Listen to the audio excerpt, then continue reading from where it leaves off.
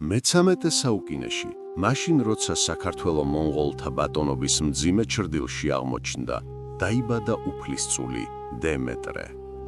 დემეტრეს ბავშვობიდანვე ტკივილი თან სდევდა.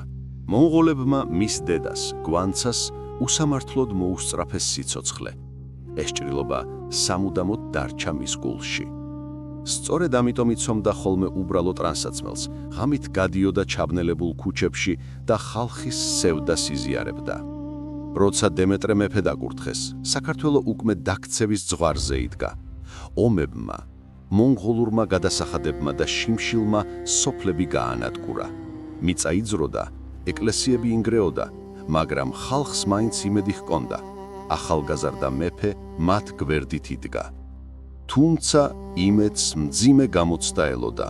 მონღოლთა ახალმა მბრძანებელმა არღუნმა დემეტრე ღალატში დაადანაშაულა და დაიბარა.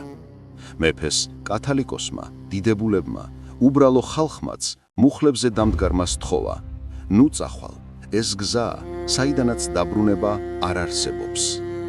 და მაშინ დემეტრემ თქვა სიტყვები.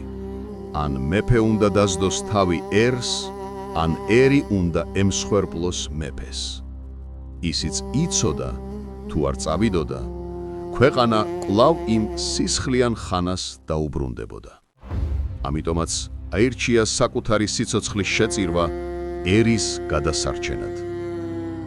მეფე მარტო წავიდა.